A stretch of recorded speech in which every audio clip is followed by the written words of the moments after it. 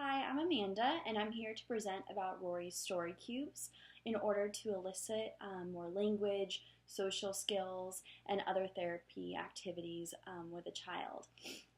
So to start off, the creator was Rory O'Connor, and it first started with him putting images on a Rubik's Cube. On each square, there was a different image, and he had to turn the Rubik's Cube in a certain way and then give it to someone else. And whatever side that they pick, there would be different pictures all along the side of the Rubik's Cube, and they had to make their own story. Eventually, they chose to have single dice set up, and each side of the die had a different picture. And then you would shake the dice and let them drop on the table, and then you would see the different pictures. And in order to elicit a story or more language and ask questions about something like that. It's great with clients that have expressive language difficulties. You can not only make a story from all the cubes, but you can even choose a theme that they make their stories from. So for instance, you could say that the theme of the day was a mystery, and they had to use all the pictures in order to make a story relating to a mystery or solve some clues or build a story like that. And then you can also empower the child by letting them pick the theme, or maybe one of their classmates, if they're in a group setting or social skills group, pick a theme for the other child. And that being said, you can also have more than one player with Rory Story Cubes.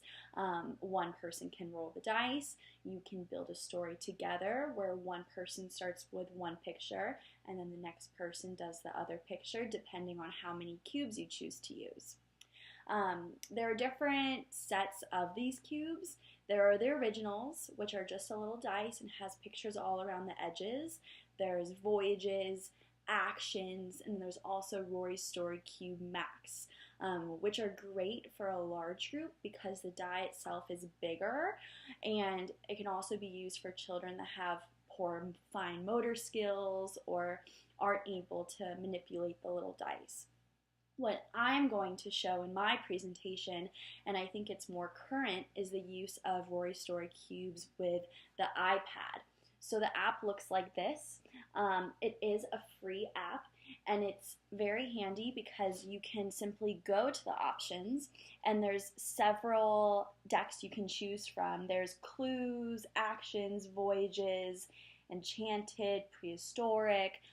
There's a bunch of different decks, and I think that gives you more variety than just using the regular cubes, because depending on your child or your adolescent, you're able to use therapy and really make it revolve around your client. Also, another thing about the iPad, which I like, is right up here you can see how many cubes. So the cubes I have it set to right now are 9. But you can narrow it all the way down even using 1 cube if it's at a very basic level, or all the way up to 9 and anything in between. And so to start this off, I'll choose maybe 4. 4 is a really simple number for clients to begin to use because it kind of gives them a beginning, 2 middles, and an end to their story, depending on what you want to do. The reasons you want to use Rory Story Cubes for therapy are social skills. One child can create a theme and the other can bounce off of that. You can create silly stories. They can have a lot of fun creating different sentences and work with each other to build that story. And it's also an icebreaker for your social skills group and in a creative way. Branching off of the language development that I touched on earlier, you can recommend breaking into smaller groups of cubes to start off and branching out to bigger cubes. It also allows them different stories and the opportunity to increase the difficulty. So once you feel like they've met their goal at a certain level, you can then reach a very long and elaborate story. And along with that, you can also ask WH questions. WH questions just pertaining to the die itself. You can roll it and see a picture and ask questions about that picture. Or you can ask WH comprehension questions based off of their story. So you can say, who was the main character? What took place? When did it happen? And they can use those questions to help build their story. It can also be used in the form of written expression, where you can make prompts or templates, and it can be used as a story building. So maybe for an older client, someone in middle school, or even in 6th grade when you're working on that storytelling or sequencing, you can use these templates to break up Rory's story cubes into one cube is for this, second cube is for this, and then at the end, they can write the different answers to stories, such as the characters, the main plot, the denouement, the kind of revolving introduction. So that's another idea that you can do with Rory's story cubes. And it's, very versatile in the way that you can use it, such as using the real story cubes themselves. Or, like I said, I prefer to use the iPad. And another thing about the iPad that I like is it doesn't create a mess. So a child that you think may have some behavior problems, they're not going to necessarily roll the dice all over onto the floor. They won't get frustrated. If there's other kids, maybe they have behaviors, it limits them to others' safety and not, throwing it at a friend or a peer. And having that be out of your control. And what's good about the iPad is there's several cases that even if a kid was to slam it down, it's not going to affect the iPad itself. Currently, I don't have my case on in order to show you the picture in a bigger effect, but you can see here, so the cubes are around, and I picked 4 cubes that I wanted to use. And all you have to do is you have to shake it like this. So you shake the board. Right now, it's locked. And you shake it, and you can see how they can bounce around, and it's a 3D image. And then what's also nice is they come to the middle of the screen. Once you're shaking it, you can also press several buttons, like this button here, to rearrange them, and then so they all come to a top. And so it's really easy to manipulate the dice on this device and see the different things. And like I said, choosing different decks and clues and actions, particularly if you're working on verbs and predicates and things like that, you can manipulate the set to be specified to your therapy. So I will demonstrate the therapy to you right now. So this is my friend Spencer, and we'll be demonstrating the therapy technique. So for instance, I would give him the iPad, or I would do it myself. So in this instance, I'm going to give it to him, and he'll shake the dice, and then we'll see 4 pictures. So the 4 pictures we have right now are a question mark, a world, an arrow, and a key. So next, I would ask Spencer to tell me a story using those 4 components. So could you please tell me a story with those 4 cubes? Do they have to be in order? You can do it in any order you want. Okay.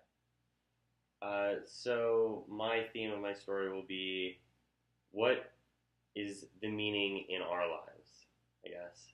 A little deeper, but how I would answer this with line is telling a story based off of travel. So the goal, I guess, in this is, I can use myself as an example. Little Spencer is traveling, and he wants to go find out about who he is and what his world means. And so he travels the world with the globe here to find the key to the lock. The lock is finding out exactly everything about himself. How I'd use the arrow is that he has to go through a bunch of adventures to get there. Obviously, I'm looking a little bit more in the past and thinking something a little bit more prehistoric, maybe, with arrows. So maybe it's about Spencer traveling the world, fighting through people all across the world who are trying to beat him down, and he's just really trying to find the key that will unlock his own meaning. Great, thank you, Spencer. Sure. So that's kind of how you conduct it, and it's great because, like you saw, they were able to build their own independence. They can decide how they want to build the story. They can see where they want to take the story. And it can also be as simple as, I'm going to bring up the cubes to 5 cubes, and I'm going to take a turn myself, and I'm going to shake it.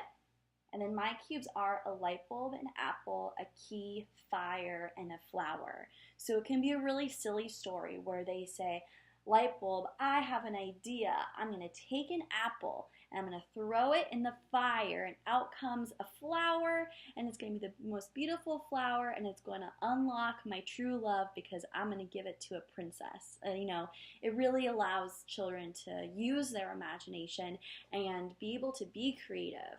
And like I said, you can use it in two people where, you roll the dice, one person can do that, another person can start with the story. Ooh, I see a foot. Ooh, Bigfoot is the main character of the story. So Bigfoot went into the woods. Then the next person might say, oh, to travel the whole world. And then the next person might say, ooh, and he said the funniest thing, he saw two clowns. So, the next person and the next person, the next person, and it's a really great team building activity. So that is my presentation on Rory's Story Cubes. It's great for receptive, expressive language, asking questions about the story for comprehension, or using expressive language to build the story, building off of WH questions, social skills, written expression, and everything from those components. All right, I hope you enjoyed my presentation. You can refer to my handout for any extra questions or a simple guideline of today's video. Thank you.